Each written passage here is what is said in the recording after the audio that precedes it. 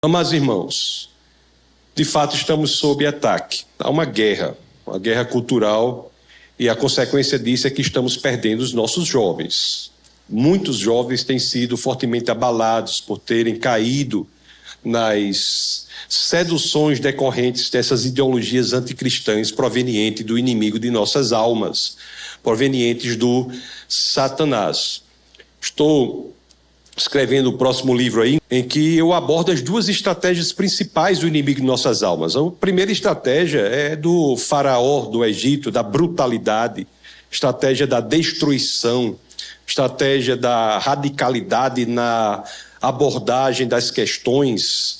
E há, na história da humanidade, alguns momentos em que o inimigo das nossas almas agiu dessa forma. Stalin, por exemplo, matou 20 milhões de compatriotas. Isso aí é uma brutalidade muito grande. E nós devemos orar pela igreja perseguida, que ocorre até hoje. De fato, mais cristãos foram mortos só no século passado, no século XX, em razão da sua fé, do que nos 19 outros séculos somados. A igreja perseguida existe até hoje e precisa de nossa oração. Mas eu tenho conclamado a igreja do Senhor para orar pela igreja, não apenas a perseguida, mas orar pela igreja seduzida. A igreja seduzida, a igreja que é fruto de um ataque do inimigo de nossas almas, não a moda do faraó do Egito, mas a moda do rei da Babilônia. O rei da Babilônia quis conquistar Daniel não pela brutalidade, mas pela sedução. Conforme nós sabemos, foi oferecido a Daniel e seus amigos da comida do rei e da bebida do rei. E é isso que tem ocorrido aqui. E é importante que nós saibamos as artimanhas, as ferramentas que são utilizadas para que nós nos preparemos e não percamos os nossos jovens. Eu não posso dizer para vocês a tristeza de meu coração quando eu viajo muito por aí, e não raramente, para não dizer quase frequentemente. Quando eu chego num lugar, amigos queridos me levam para conversar, almoçar, e muitos dos quais, homens piedosos, homens crentes, homens que dedicaram a vida ao Senhor, compartilham comigo a tristeza do que tem ocorrido com os filhos e filhas que abrem o caminho, abrem a direção correta e ingressam, enveredam por caminhos que não são aprazíveis ao Senhor. E o problema disso é a sedução. Nós temos que entender isso. Nós temos que entender os horrores do comunismo ideológico e vamos entender como ele age, entender como nós devemos nos preparar enquanto igreja. O inimigo do comunismo não é o capitalismo, o inimigo do comunismo é o cristianismo, e nós vamos entender por quê e mostrar como nós devemos nos preparar. É importante que saibamos isso, é importante que pensemos isso. O próprio Jesus de Nazaré, no Evangelho de Mateus, no capítulo 22, no verso 37, ele é questionado sobre qual é o maior dos mandamentos. Em Mateus 22, 37, Jesus de Nazaré diz: amar a Deus com toda a sua alma, com todo o seu coração e com todo o seu entendimento, toda a sua capacidade intelectual, com todo o seu pensamento. Deus não quer que nós entreguemos o nosso coração a Ele, mas deixemos o cérebro do lado de fora da porta. A experiência cristã é uma experiência de amar a Deus por completo. Aliás, como é que você pode verdadeiramente crescer em amor por alguém se você não o conhece? É por isso que Jesus de Nazaré diz: o maior mandamento envolve o intelecto. Nós temos que entender o que está acontecendo. Existe inclusive um mandamento para isso, para que nós pensemos a nossa fé. É possível ter uma fé que não tenha base na razão? É possível, mas essa fé que não tem base na razão não é uma fé do tipo cristã. A fé do tipo cristã, ela é sustentada na razão. Não é dizer que a razão substitui a fé, mas é dizer que a fé não é contrária à razão. Para que vocês tenham uma ideia, na primeira epístola de Pedro, no capítulo 3, no verso 15, as Escrituras dizem: santifique o Senhor em seu coração, esteja sempre preparado para apresentar a todo aquele que vos pedir a razão da esperança que há em vós. Nós temos de estar preparados para apresentar a razão da nossa esperança, a razão da nossa fé. Nós temos de estar preparados para saber o porquê nós cremos, pensarmos a experiência cristã para que não caiamos por ignorância nas artimanhas do inimigo de nossas almas. Deus se revela para nós, para que nós possamos entendê-lo, explicá-lo. Sim, podemos explicar Deus, não pelo que ele não se revela, mas pelo que ele se revela. Interessante que muitos trazem a Deuteronômio 29, 29 como um obstáculo para a explicação de Deus, porque a primeira parte diz: as coisas misteriosas pertencem ao Senhor nosso Deus. Mas o próprio verso não termina aí, ele continua: mas as reveladas nos pertencem aos nossos filhos, para que cumpramos todas as palavras dessa lei. São as reveladas que nós temos que entender, explicar. Deus se revela para nós, para que, repito, reitero, repiso, vermentizo, possamos entendê-lo e, portanto, amá-lo. Esse é o nosso objetivo, entender Deus, explicar Deus, a revelação de Deus, para que possamos amá-lo. Deus é amor, afinal. E é uma frase revolucionadora essa aí, viu? Revolucionadora. Lá na primeira epístola de João, no capítulo 4, no verso 8, e isso se repete na primeira de João 4,16, nós temos a expressão: Deus é amor. Primeira epístola de João, não o evangelho de João, primeira epístola de João, no capítulo 4, no verso 8, aquele que não ama não conhece a Deus, pois Deus é amor. Deus é amor, e nós, para que cresçamos em amor por ele, temos que entendê-lo. E para que nós o entendamos a sua revelação, temos que estudar também e entender também tudo o que ele criou, não apenas as Escrituras. As Escrituras são, sim, a revelação principal de Deus. Todos nós sabemos isso, né? Não preciso nem falar sobre elas, já vim aqui muitas vezes falar sobre as Escrituras. Os 66 livros, como vocês sabem, 39 do Antigo Testamento, 27 do Novo, escritos por cerca de 40 autores, 31 dos quais escreveram os 39 do Antigo Testamento, 9 dos quais escreveram os 27 do Novo, num período de 1500. E é impressionante. Eu mesmo escrevo o meu livro sozinho, cheio de contradição, tem que ajeitar. A editora aqui do pastor fica revisando. Agora aqui você não tem uma só contradição. Esta é a revelação principal do Senhor. Aqui é a verdade, mas há outra revelação. Há outra revelação de Deus, que inclusive o apóstolo Paulo, na carta à igreja em Roma, na carta aos Romanos, no capítulo 1, no verso 20, faz menção. Romanos 1, 20 diz o quê? Olha o que as Escrituras dizem: porque os atributos invisíveis de Deus, o seu eterno poder, a sua própria divindade, os atributos invisíveis, o seu eterno poder, a sua própria divindade, são, desde o princípio do mundo, são percebidos por meio das coisas que foram criadas. As coisas criadas são também revelação do Senhor. Não apenas as Escrituras, mas as coisas criadas. Então nós temos que entender o que é isso. Quais são as coisas criadas? O universo e tudo que existe. A sociedade é uma coisa criada. Os elementos, as construções sociais, as ideologias, tudo que existe é uma criação, e nós temos que entender isso, nos debruçar sobre isso, buscar a verdade, para que nós nos protejamos. A verdade para nós é caríssima, amados irmãos. Você veja que a civilização grega, por séculos, se debruçava sobre o conceito de verdade, que em grego é aletheia. Por séculos se debruçava sobre o conceito de verdade. E uma das biografias de Jesus de Nazaré, na Bíblia tem 4 biografias de Jesus, Mateus, Marcos, Lucas e João, mas em uma de suas biografias, aquela que é escrita numa mentalidade grega, que é escrita por João, ele registra uma frase de Jesus falando sobre si mesmo, descrevendo a si próprio. E essa frase é impressionante. Isso está em João no capítulo 14, no verso 6. Quando Jesus de Nazaré diz: eu sou o caminho, a verdade e a vida. Ninguém vem ao Pai senão por mim. Não é? Diz: ninguém vem ao Pai, não diz ninguém vai ao Pai, porque ele e o Pai são um. Mas o impressionante aqui é que ele diz: eu sou a verdade. E se nós formos ler isso em grego, vocês sabem que o Novo Testamento é escrito em grego, o Antigo Testamento é escrito em hebraico, com algumas partes em aramaico. Mas se nós formos ler isso em grego, a palavra que é traduzida por verdade é exatamente a palavra que a civilização grega estudava, se debruçava sobre, que é aletheia. Então, para nós cristãos, a verdade é muito cara. A verdade é mais do que um conceito, a verdade é mais do que uma ideia. Para nós, a verdade é uma pessoa. Relativizar a verdade é relativizar o nosso Senhor e Salvador. Relativizar a verdade é relativizar Cristo. E na relativização da verdade, todas essas ideologias perversas têm entrado no ambiente cristão. Relativizações incríveis da verdade, como por exemplo a ideia de que um homem pode ser uma mulher. Isso é uma relativização perversa. O homem não pode ser uma mulher. Não é porque eu não queira, não. O homem não pode ser uma mulher, não é porque eu não queira. É porque existe um impeditivo chamado realidade.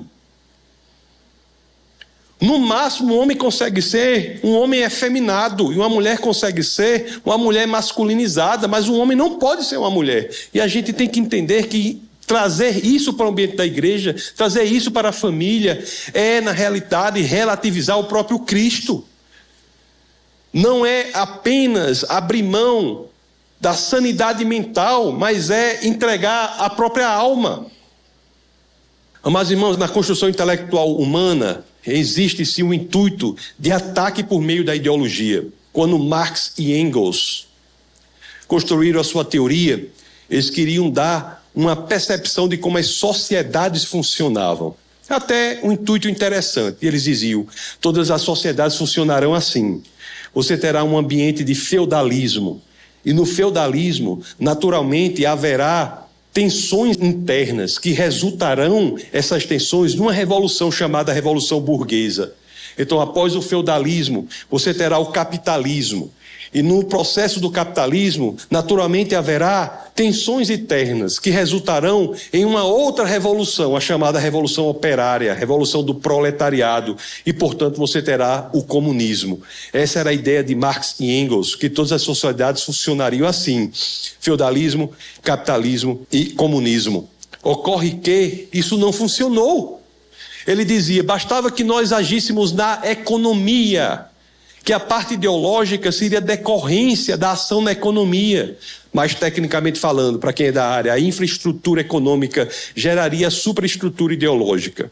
Bastava que você agisse na economia. Acontece que isso não ocorreu. O mundo não é descrito, levado, manipulado pela economia.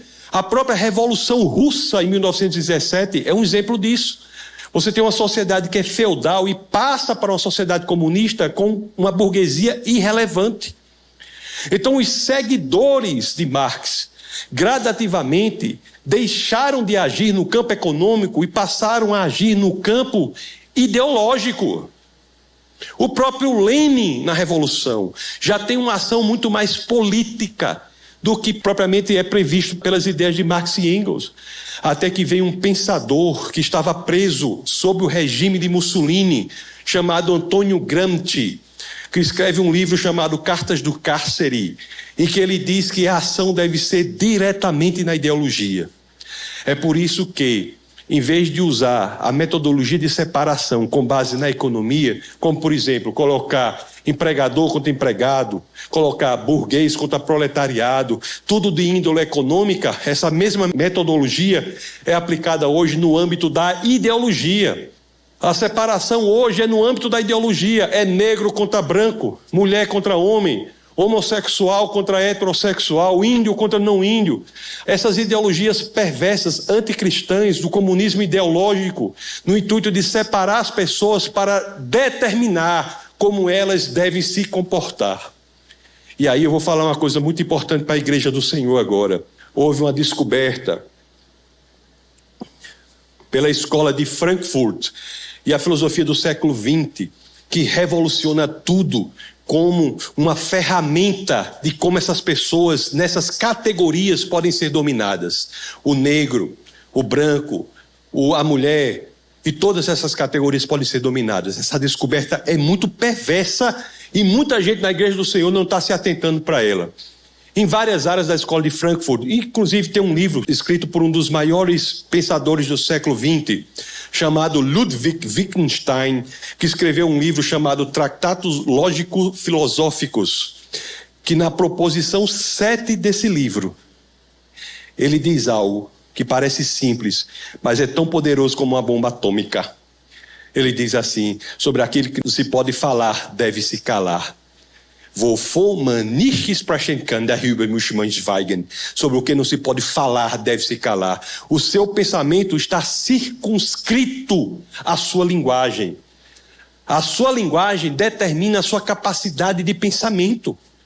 Se eu quiser dominar como você pensa, basta que eu domine como você fala. E, portanto, se eu domino como você pensa, eu dominarei como você age. O caminho para colocar as pessoas nessas categorias passou a ser o intuito do comunismo ideológico de dominar a linguagem por completo. E nós não estamos nos atentando para isso, amados irmãos. Existem ataques ferozes à linguagem hoje em dia, e nós, mesmo na família, abrimos mão da autonomia linguística, passamos a aceitar o uso de linguagem que não é a corriqueira. Eu representei o Brasil na CPLP, Comunidade dos Países de Língua Portuguesa. Quando você chega lá, um bocado de países que recebem financiamento, recebiam no governo comunista e voltaram a receber agora, financiamento do Brasil, loucos pelas essas reformas infindáveis da língua portuguesa. Por que isso? Vocês já pensaram para que tanta reforma? Tira o trema, tira o hífen.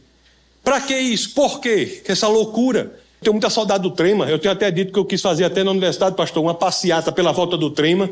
E só fui eu. Só fui eu. Por quê? Vocês já pensaram? Isso é um ataque à linguagem. Para que os filhos hoje abram um livro da tradição e vejam um português diferente e automaticamente pensem: se o português é antigo, esse livro é obsoleto. Temos que pensar. Não só isso. A linguagem hoje está sendo afetada, inclusive nas crianças. Amados irmãos, as escolas bíblicas dominicais apareceram, pastor, como um intuito de ensinar as pessoas a lerem. E eu vou dizer ao senhor, vão ter de voltar a fazer a mesma coisa. As EBDs vão ter de voltar a ensinar as pessoas a lerem, porque inventamos hoje a impressionante instituição da escola que não serve para ensinar ninguém a ler. Se vocês têm menino pequeno, pode prestar atenção. O menino faz 8, 9, 10 anos de idade e não sabe ler. 11 anos de idade e não sabe ler. E os pais desesperados, em vez de botar a culpa, entender que isso faz parte de um método perverso de acabar a linguagem na criança e, portanto, a sua capacidade cognoscitiva, em vez de botar a culpa no método que não funciona, os pais estão o quê? Inclusive em muitas igrejas, desesperados por um diagnóstico. Para essa equação fechar, o pai, em vez de entender que a metodologia não presta, quer, para tratar a própria culpa, dizer que o filho tem o quê? Dislalia, disortografia, descalculia, dislexia, TDAH, até chega à absurdidade de esticar os limites do autismo. Todo mundo é autista? Quando na realidade o problema está no método. No método. No método. Eu, quando era criança, como é que eu aprendi? E muitos de vocês aqui. Como foi que a gente aprendeu o nome cavalo? Como é que a gente aprendia? C-A-K, V-A-V-A, L-O-L-O. Hoje nem é assim não, pastor. Hoje nem é assim não. Funcionava, menino com 4, 5 anos estava lendo. Hoje nem é assim não. Hoje bota o nome cavalo na frente do menino, o menino olha para aquilo parecendo um hieroglifo da Suméria. Espreme os olhos. Não sabe o que é aquilo. E a professora não pode dizer, porque o construtivismo diz que o saber tem que vir naturalmente dentro da pessoa. Nós estamos criando uma geração de analfabetos. Analfabetos, e a igreja tem de se posicionar. Ser contra isso. Outra vez botaram o nome A-B-E-L-H-A. A-B-E-L-H-A e botaram a figura do animal para ver se ajudava. O menino olhou para aquilo e disse: meu filho, o que é isso? A professora desesperada, olha para a figura, que bicho é esse? E o menino olhou e disse: marimbondo. Está assim. Está assim. Ou eu estou dizendo algum absurdo? O nível de QI do Brasil médio hoje é 83 pontos, meus amados irmãos. 83 pontos. Uma nação como a brasileira, com QI dessa qualidade, se cair 10 pontos, nós estaremos falando de uma sociedade de deficientes intelectuais.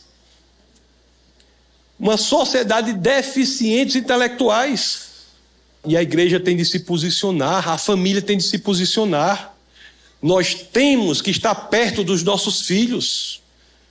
Não nós podemos deixar que o comunismo ideológico os destrua.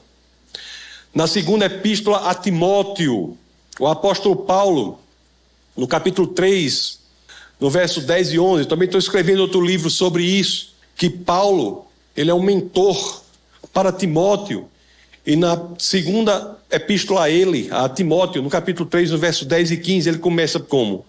Você tem acompanhado de perto o meu ensino, o meu propósito.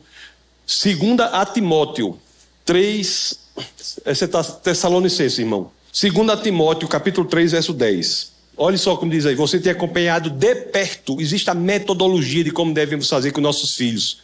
As escrituras falam para nós. Tem seguido de perto o meu ensino, o meu procedimento, e aí vão 10 pontos. Eu estou escrevendo um livro sobre isso. Mas você veja bem, você tem seguido de perto. Aí muitos da igreja do Senhor hoje compram a falácia do tempo de qualidade. Se eu passar meia hora com o menino por dia, está tudo bem. Não está tudo bem, meus queridos. Não é o que a Bíblia diz, não. A Bíblia diz, se você quer influenciar seu filho, você tem de estar perto. É isso que a Bíblia diz. Você tem de estar perto. E nós não nos posicionamos. Muitas vezes abrimos mão até para ideologias perversas, como essas ideologias que tentam separar as pessoas que eu estava falando. Negrismo é uma delas. As igrejas recebendo essa proposta do inimigo de nossas almas, que há racismo estrutural no Brasil, quando não há de forma alguma. Pode haver pessoas racistas, como há estupradores, pedófilos, assassinos, pode haver racista, mas racismo estrutural não há, e muito menos na igreja. E as pessoas, às vezes, comprando isso, destruindo a vida de pessoas. Para todo lugar que eu vou no Brasil, independentemente de qual estado seja, eu olho assim o auditório e é a mesma coisa, várias cores. Isso é a nossa beleza. Nós somos um povo mestiço. A mestiçagem é um tratado de paz em relação à tensão racial. E o comunismo ideológico não deixa que nós falemos sobre isso. Hoje em dia não se fala de mestiçagem. Criminalizam, inclusive, palavras que são palavras, termos técnicos da mestiçagem, como cafuzo, mameluco, mulato. Você chama uma pessoa de mulata, é como se fosse agredi-la, quando na realidade isso é um termo técnico da mestiçagem. Como é que pode ser uma agressão isso?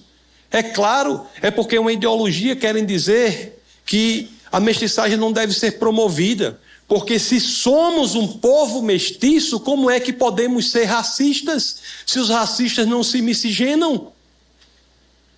Se somos mestiços, isso é uma prova empírica, clara, direta, que nós não somos estruturalmente racistas. E as pessoas não pensam. Amados irmãos, quem era o presidente do Brasil em 1910? Nilo Peçanha. Um negro. Quase um século antes de Obama. Quem é o patrono da literatura nacional, meus queridos? Machado de Assis, considerado um negro. Pelé é chamado como? Rei. É verdade que no Brasil a monarquia é dividida, né? Tem Roberto Carlos, que é o mestiço, né? Mas Rei Pelé, até no catolicismo, Maria, pastor, a pessoa de Maria não era negra, não é verdade? E tem representação no catolicismo de Maria, tem Maria disso, daquilo, não sei o quê. Para ser padroeira do Brasil, escolheram quem? a negra. Como é que nós somos um povo racista? E na igreja, a igreja tem que se portar, se colocar contra essa absurdidade que destrói as pessoas, separa as pessoas para dominá-las, dizendo como elas devem falar, pensar e agir. A igreja sempre se posicionou. O apóstolo Paulo, amados irmãos, no momento, pastor, em que 75% da população de Atenas eram de escravos, 75% eram de escravos, e cada 4 pessoas, 3 eram escravos em Atenas. Aliás, de cada 2 pessoas em Roma, 1 era escrava. 50% da população de Roma eram de escravos. O apóstolo Paulo diz o quê? Na carta aos Gálatas, no capítulo 3, no verso 28. Não há homem nem mulher, judeu nem gentil, escravo nem livre, todos são um em Cristo Jesus. Nós temos que nos posicionar. A igreja sempre foi contra as ideologias destrutivas. Aí passam com loucuras, como se a escravidão fosse em razão da pele, da cor da pele. A escravidão nunca foi em razão da pele, meus irmãos. Os próprios judeus foram escravizados, vocês sabem, por 400 anos. O nome escravo vem de que nome, vocês sabem? Eslavo. Os primeiros escravos nos Estados Unidos eram brancos. A escravidão é uma chaga perversa da população, da humanidade, desde sempre houve. Mas não tem a ver com a cor da pele. E a gente fica aceitando essas coisas. Fica aceitando. Todo mundo escravizou todo mundo, infelizmente, mas essa é a história. Brancos escravizaram brancos, negros escravizaram negros, como fazem até hoje. Como brancos escravizam brancos até hoje, brancos escravizaram negros, não tem a ver com a cor da pele. Os portugueses mesmo, que se enveredaram na escravidão africana, foram eles mesmos escravizados pelos piratas da Berbéria, negros do norte da África, do século XV ao XVIII. É história. E nós deixamos que isso venha nos dividir enquanto igreja do Senhor, enquanto a igreja prega a unidade. As Assembleias de Deus, desde sempre, pastor, com mentores da mais alta estirpe, negros. Toda igreja, nós somos mestiços. E nós deixamos que o negrismo trate os negros como se fosse a comunidade de insetos.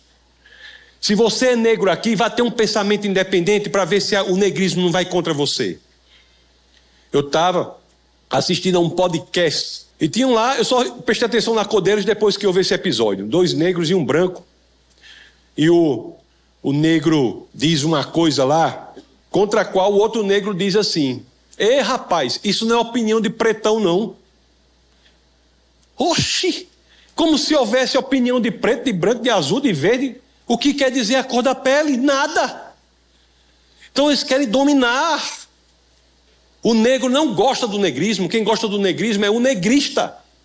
A mulher não gosta do feminismo, quem gosta do feminismo é a feminista. Porque o feminismo quer controlar, dominar, escravizar, dizendo como você deve falar, pensar e agir. Até deficiência física está sendo usada para isso. A pessoa surda, por exemplo. Agora estão com a história de comunidade dos surdos. Surdo é deficiência.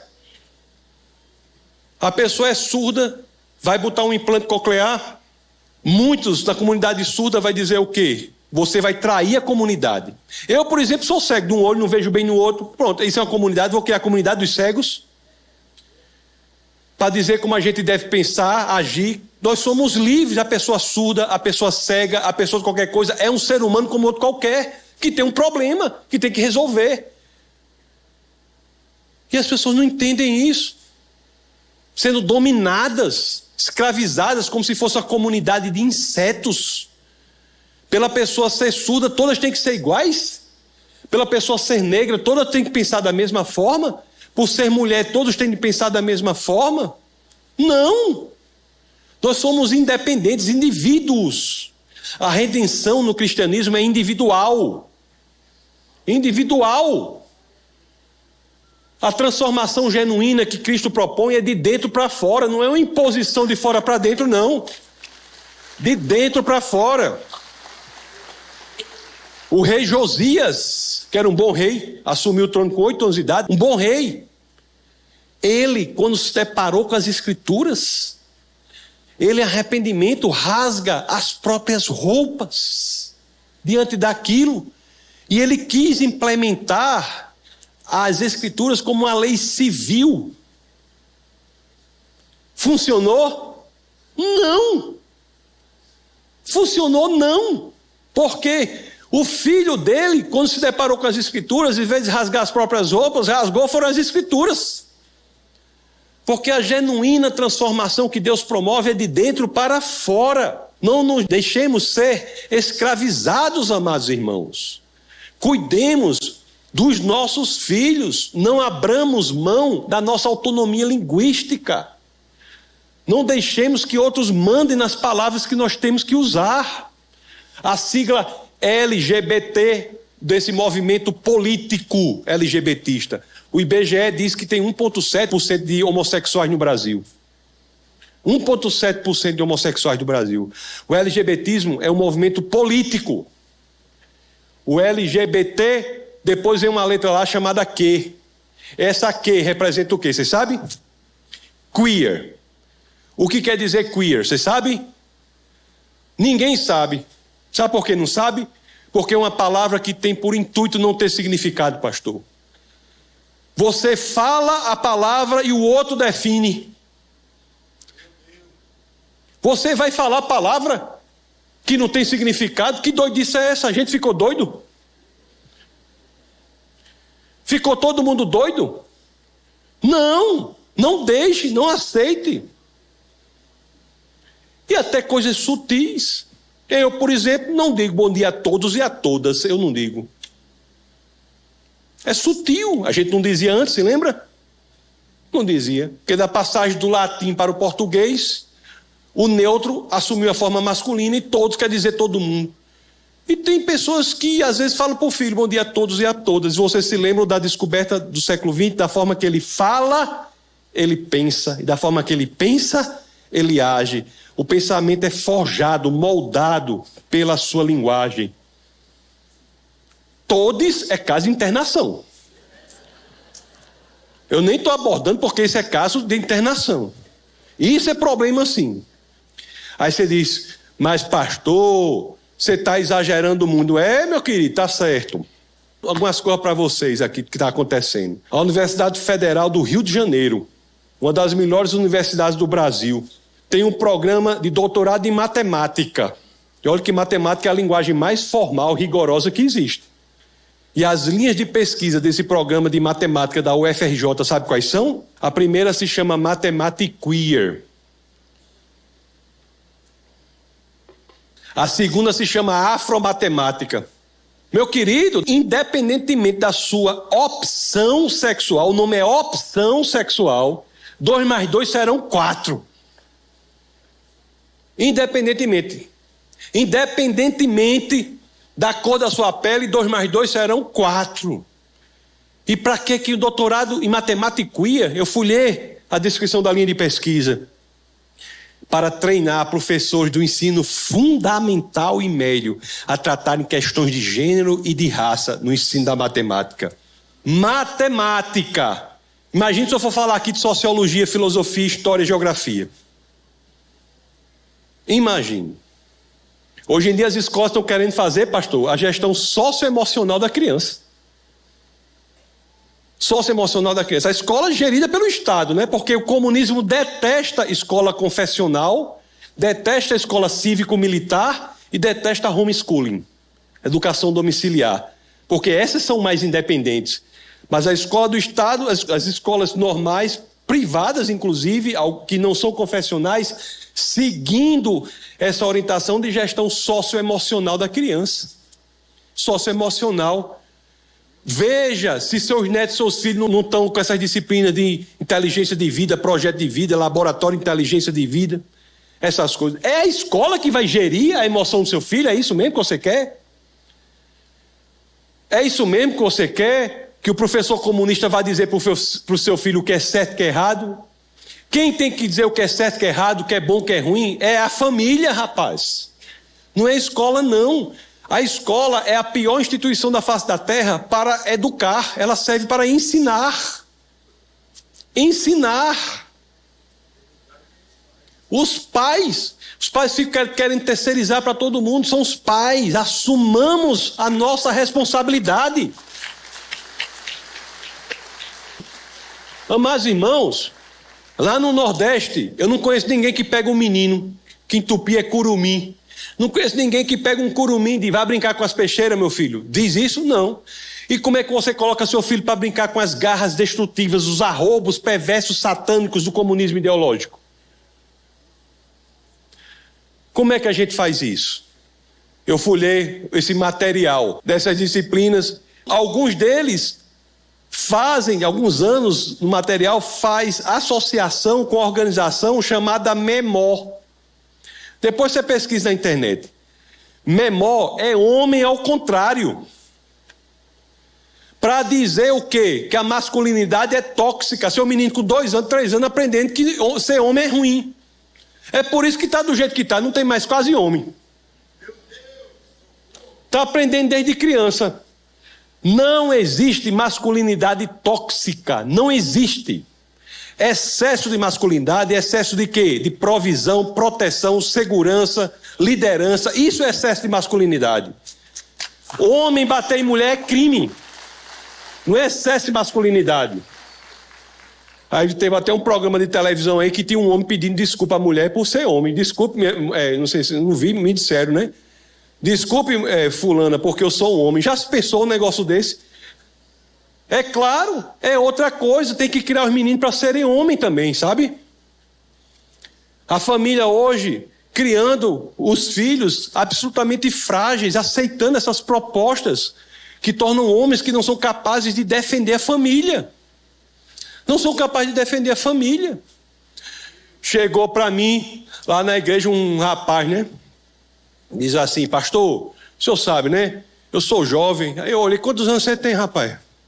Eles têm 28 anos. Eu digo, rapaz, você não é jovem, não. 28 anos com essa conversa? 28 anos?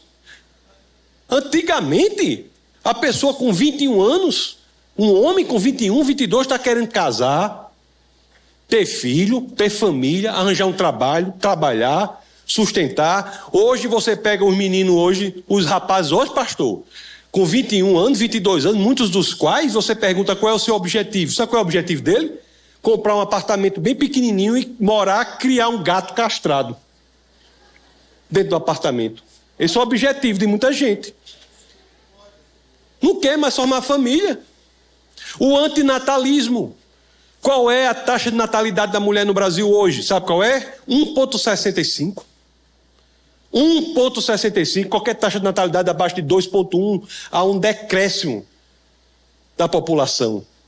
2024, 1,65. Se você pegar pouco tempo, né? Você pega aí 2020, 2000, 1980, você vai ver a mudança para 2 por mulher, 4 por mulher, 6 por mulher, e hoje está 1,65.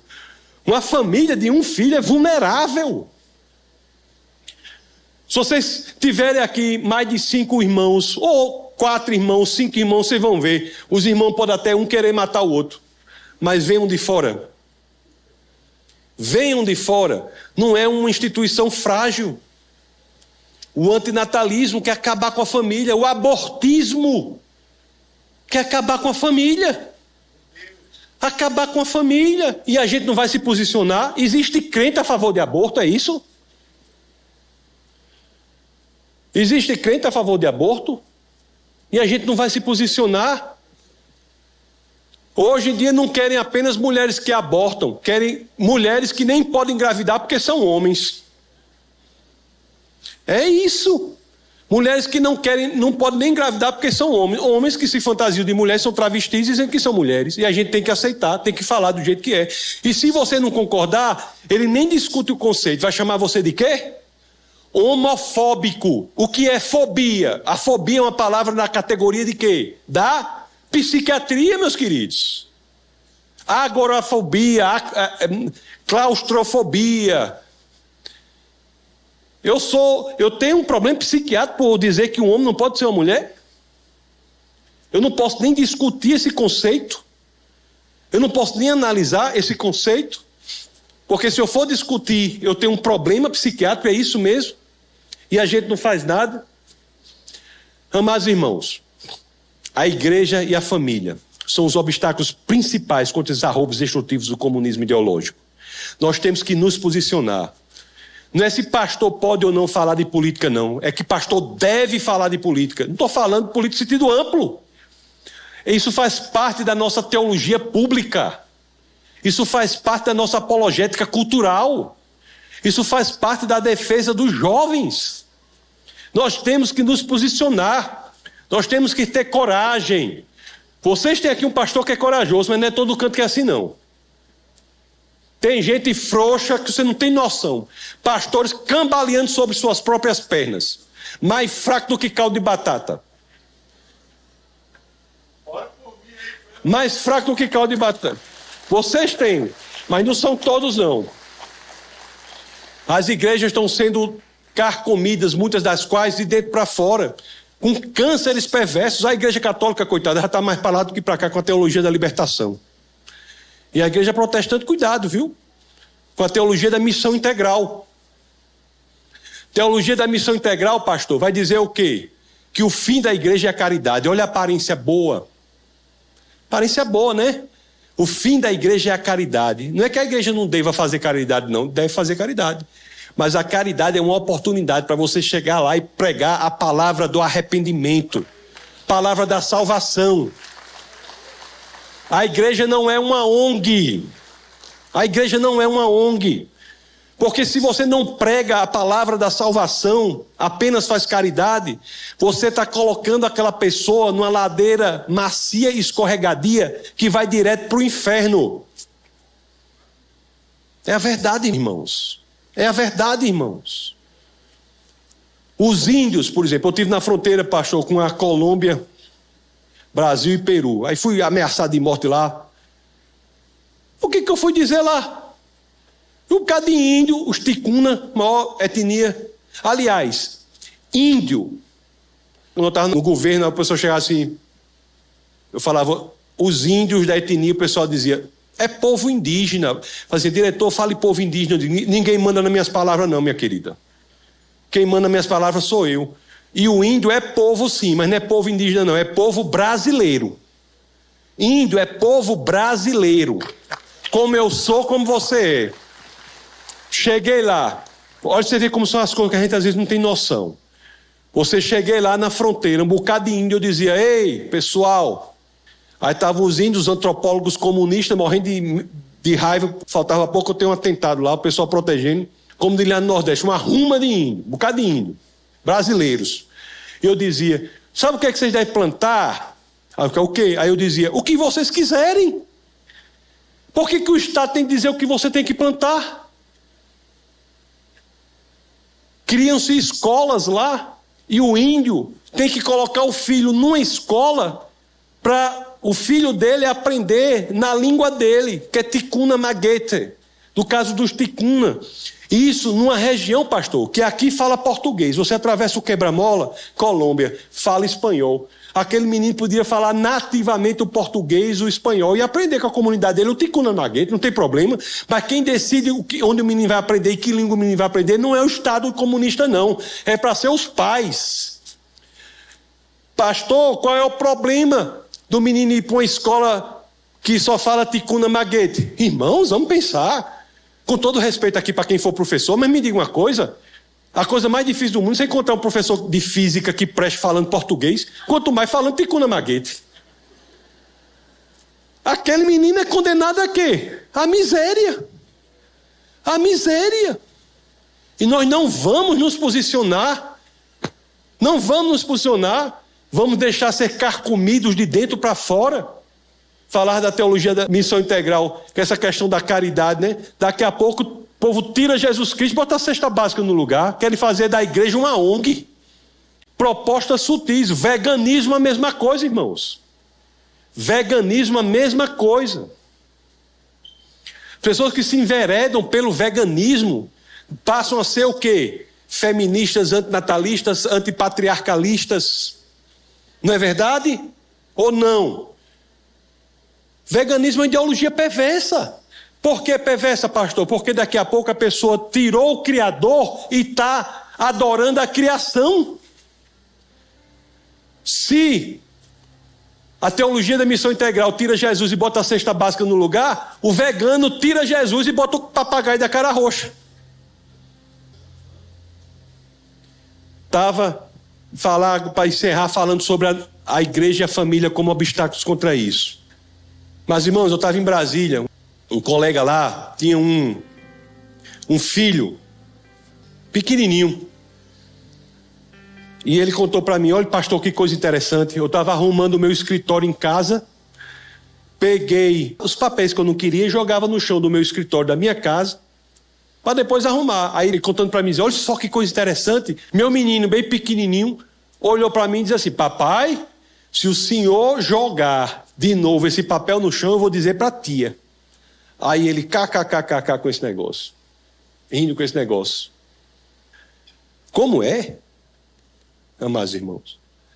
O Estado está promovendo quebra de cumplicidade dentro da família. Um menino de 3 anos está sendo ensinado a denunciar o pai porque está jogando papel no chão, na casa que ele construiu, no escritório dele. É isso mesmo?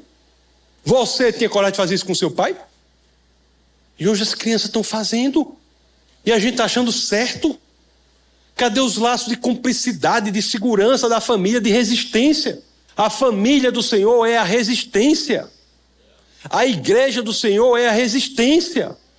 Temos que valorizar a igreja do Senhor. Temos que ter coragem. A coragem, amados irmãos, é a porta por meio da qual todas as demais virtudes hão de passar. Sem coragem não há nenhuma virtude. A coragem é qualquer virtude no ponto de decisão. Estamos enfraquecendo.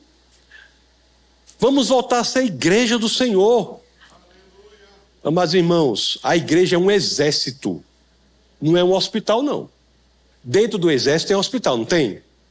Tem. Mas a igreja não é um hospital, não. Que conversa é essa? Se fosse um hospital, quando a pessoa ficasse bom, vai embora, né? A pessoa sã não está dentro do hospital, tá? Tá não. A igreja é um exército. Tem hospital dentro do exército, mas é um exército. E é um exército em um território ocupado. Essa é a igreja do Senhor. Se você não entregou sua vida ao Senhor, o inimigo de nossas almas fará tudo que estiver ao alcance dele para que você não entregue. Mas se você já entregou sua vida ao Senhor, o inimigo de nossas almas fará tudo que estiver ao alcance dele para que sua vida seja absolutamente inútil no quesito da expansão do reino de Deus na terra. Nós não podemos aceitar essa proposta, nós temos que nos posicionar, temos que ir adiante, temos que proclamar a verdade. Pode o sangue dar na canela, pode chover canivete, mas nós temos que ir à frente. Quando nós nos convertemos, amados irmãos, eu nunca entendi por que nós não somos imediatamente arrebatados. Porque pela lógica era para ser assim, sabe, pastor? A pessoa se converte aí, é arrebatado. Por que a gente continua aqui? Por que a gente continua aqui entre a nossa conversão e a nossa morte? Porque Deus tem algo para nós fazermos. Deus tem uma missão para realizarmos. Temos, irmãos, que nos posicionar. Temos de ser igreja. Temos de estar perto dos nossos filhos. Temos que ter coragem de chegar na escola. Olha só que coragem pequena, né? Chegar na escola e dizer assim: ei, é aula de gestão socioemocional, meu filho não vai não, pode tirar. É em casa. A não ser que seja uma escola confessional, que você escolheu aquilo ali para o seu filho. Mas o Estado não. É uma palavra, amados irmãos, de posicionamento. É uma palavra de entendimento, que nós temos que valorizar a igreja, temos que nos envolver na igreja, temos que entender que a igreja é um catalisador de nossos ministérios, de nossas ações. Temos que unir sob a visão para que possamos juntos levar adiante ao reino. Somos um exército no território ocupado. Se você é cristão, Ou você é um missionário, ou você é um impostor. Não há outra opção. Não existe uma terceira opção. E nós somos chamados a realizar algo não pela nossa própria força. O Senhor está em nós. O Espírito do Deus, Criador dos céus e da terra. Do Deus que cria tudo a partir do nada. E olha que o verbo em Gênesis 1, que diz: no princípio Deus criou os céus e a terra, o verbo é bará. Esse verbo é um poder tão grande que só Deus se qualifica para ser sujeito desse verbo. Ninguém mais tem o poder necessário para executar a ação descrita pelo verbo. É o Espírito desse Deus que habita em nós, e nós vamos nos acovardar?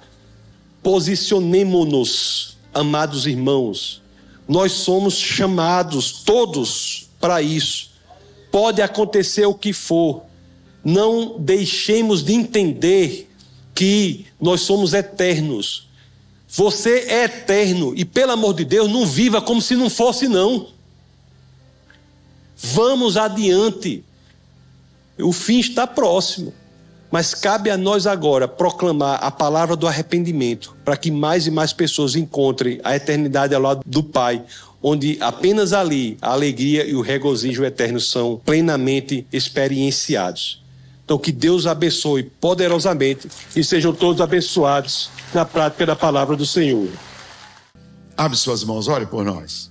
Vamos orar, irmãos, mas antes de orar, vou pedir que você faça uma lista das suas prioridades. O que é mais importante para você? Faça uma lista, o que é mais importante, o segundo mais importante. Faça essa lista. Fez, amados irmãos, o que está em primeiro lugar, este é o seu Deus. Nós temos que colocar o Senhor ali. Então vamos orar para que nos posicionemos colocando o Senhor em prioridade e nos coloquemos como soldados na mão do Senhor. Então vamos orar. Senhor, estamos aqui, Pai, mais uma vez em Tua presença, Senhor. Que o Senhor, por meio do Teu Espírito, possa tocar nos corações aqui presentes, Pai. Que o Senhor possa chegar e trazer entendimento de que não estamos aqui por acaso, Senhor. Nós não estamos aqui senão com uma missão.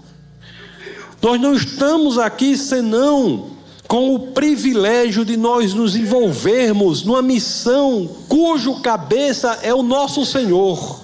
Pai, estamos aqui com o coração agradecido, cheio de agradecimento, Pai, porque nós entendemos que somos chamados para participar da expansão do Teu reino, Senhor. Senhor, que o Senhor possa nesse momento, o Senhor possa tocar a mente das pessoas para que potencializem seus chamados. Sejam pessoas que se dediquem ao aprimoramento. Senhor, nós entendemos que são muitos os chamados para, por meio do estudo, por meio do posicionamento, por meio do seu trabalho, promover o Teu reino. Nós sabemos, Senhor, que o apóstolo Paulo foi chamado para a igreja transcultural, porque foi forjado aos pés de Gamaliel, o neto de Hilel, fundador da maior escola judaica de todos os tempos.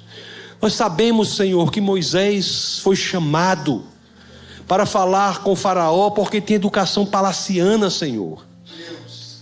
Nós sabemos que o Senhor pode usar os talentos que estão aqui para a expansão do Teu reino em pontos estratégicos. Então, por meio do Teu Espírito, toca agora o coração das pessoas, trazendo posicionamento, direcionamento, trazendo entendimento de que não estamos aqui por acaso, que o conforto não é a base da nossa fé, é a verdade que é a base da nossa fé. Obrigado, Pai, por pessoas que mudam agora o seu caminho, o seu entendimento, se comprometem cada vez mais com a obra da igreja. A obra que é a mesma, sempre foi a mesma desde o início, que é a proclamação da palavra do arrependimento, a proclamação da palavra da salvação. Obrigado, Senhor, por tudo que o Senhor tem feito por nós. Pai, muito obrigado por tudo que o Senhor tem feito. Obrigado, Pai, pelo Teu Espírito. E obrigado por corações voltados para Ti, Pai. É no nome do teu Filho, Senhor, no nome de Jesus Cristo. Que tamanho amor, o Deus que ingressa no espaço e no tempo para morrer por nós, para restabelecer o acesso a Deus. O véu foi rasgado, o véu em que estavam bordados os 2 querubins. Os querubins que serviam para separar o homem do paraíso. Quando o véu foi rasgado, foram jogados ao chão como mulambos. O acesso foi restabelecido por Jesus Cristo. Aleluia. E é no nome dele, Senhor, no nome poderoso do Logos encarnado, que todos aqui em uma só voz dizemos amém. Glória.